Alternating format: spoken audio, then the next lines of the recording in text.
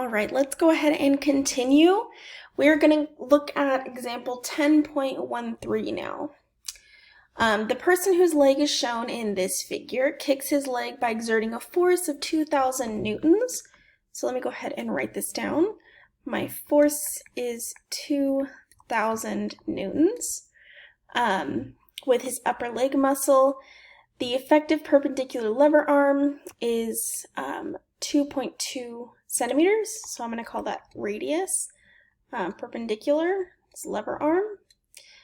0.022 meters. Given the moment of inertia I of his lower leg is 1.25 kilogram meters squared seconds.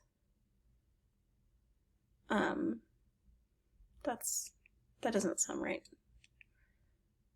Hold on.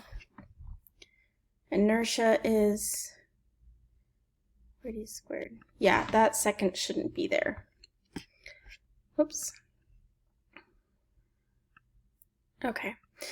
Now, the question states we want to find the angular acceleration of the leg. Okay, so we want to find alpha. Okay, so we can do this by remembering this formula here. Our net torque equals I times alpha. So net torque equals I times alpha. Remember that torque is just going to be our R, our radius, times our net force. Okay. Let me zoom out a little bit. Here we go. Okay. So alpha then is going to equal R times F divided by I. So we can plug all of that in, 0.022 meters times our force, which is 2,000 newtons, divided by our inertia, 1.25 kilograms meters squared. And we get, 0.022 times 2,000 over 0.25. We get 35.2 radians per second squared. So this is our angular acceleration of the leg. Okay. Now, we are going to neglect gravitational force, and we want to know the rotational kinetic energy of the leg after it has rotated through 1 radian. So part B, remember our kinetic energy from our last problem is 1/2 I omega squared. Okay, and we know I, that was given to us, but we need to find omega. And remember this equation, omega squared equals omega naught squared plus 2 alpha theta, I believe was the right equation. Yes, okay. So we can use that equation there to solve for omega squared and then plug that in and find our kinetic energy. Okay, so we can go ahead and do that. We just solved for our alpha. We know that it started from rest, the leg started at rest, so this is going to be 0 radians per second. Okay, so omega squared is just going to be 2 times our alpha, just 35.2 radians per second squared, times our theta, which is 1 radian. Okay, so our omega squared is 70.4 radians squared per second squared.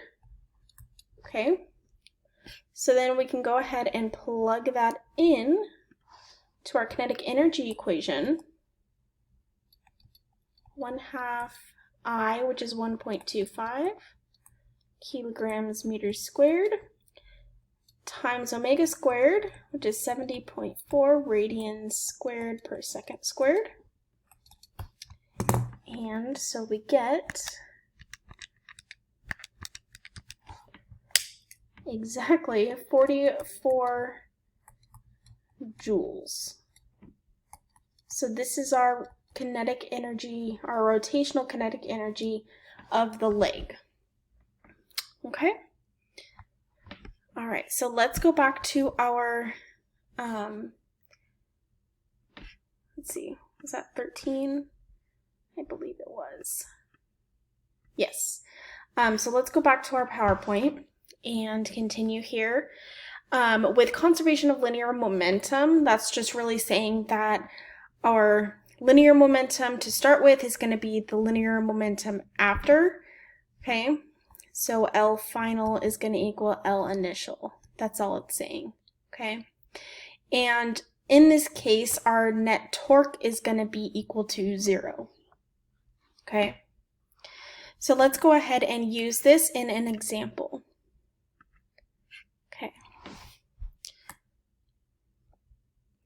Okay, I'm going to zoom in, whoops, and then move this a little.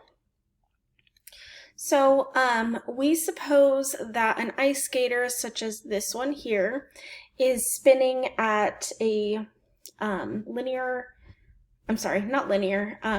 velocity, theta, at 0.8 revolutions per second, okay, with her arms extended. So here in part A here. Okay, so her arms are extended, and she has a moment of inertia, I, equals 2.34 kilogram meters squared, with her arms extended and of, so this is, I'm going to put like a little E for extended, and then for her inertia, that her arms are close to her body. Actually, I'm just going to put 1 and 2. That'll make it easier.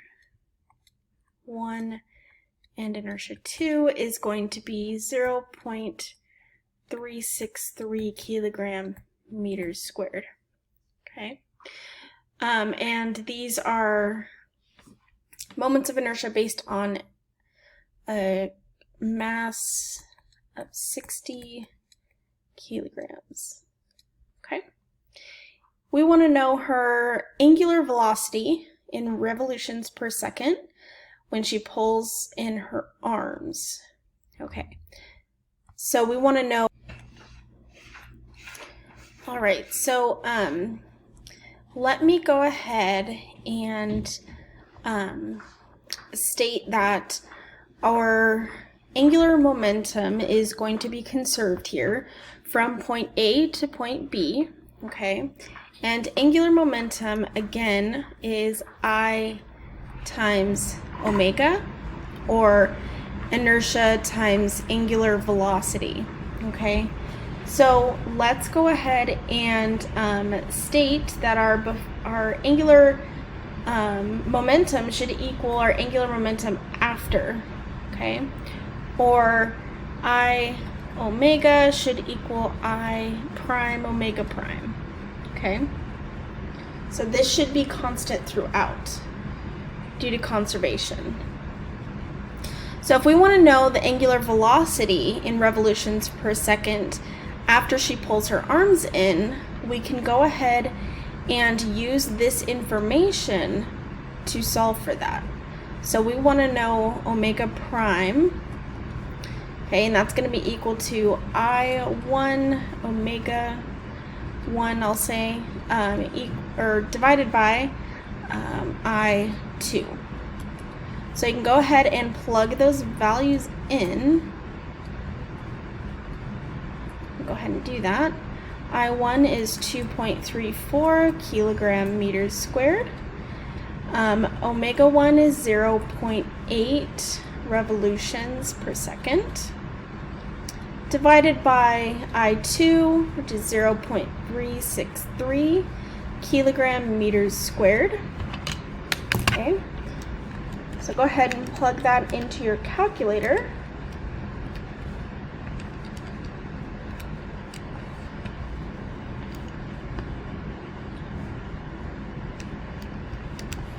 And you should get your velocity, your angular velocity is 5.16 revolutions per second. Okay. So this is now how, you know, how fast she's going after she pulls her arms in. Okay, so it increases her velocity. Okay, so by decreasing her inertia, she increases her velocity. Oops.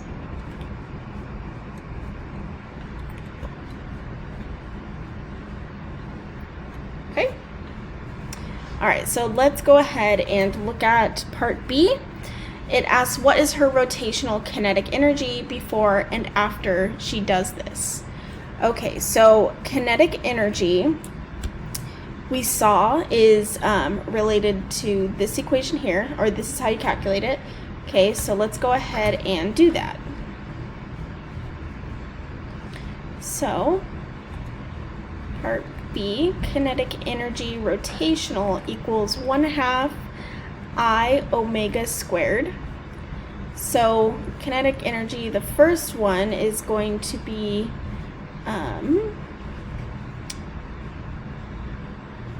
I, which is 2.34 kilogram meters squared, times omega squared, which was given to us as 0.80 revolutions per second, but we need that in radians, so let me go ahead and do that. For 1 revolution, there's 2 pi radians, okay, and that's going to be squared, and so you get your kinetic energy. So 0.5, or actually I'll do 0.8 times 2 pi, and that's squared, times 2.34 times 0.5. This gives me kinetic energy of 29.6 joules. Okay. Now let's do for after she pulls her arms in. This is going to be 0.363 kilogram meters squared times my 5.16 revolutions per second. And we want to translate in terms of radians. So let's go ahead and do that. So 5.16 times 2 pi squared times 0.363 times 0.5. And that gives me a kinetic energy of 191 joules. Okay, so notice the difference here. Our kinetic energy is much higher than it was when her arms were pushed out. Okay, so pulling her arms in really increased her kinetic energy, increased her velocity, and so that's kind of the trick with figure skating. Okay. All right, so we will continue. I believe I have one last slide to go through, and then one more example, I believe, and then that will be it for our discussion. So I will see you in the next video.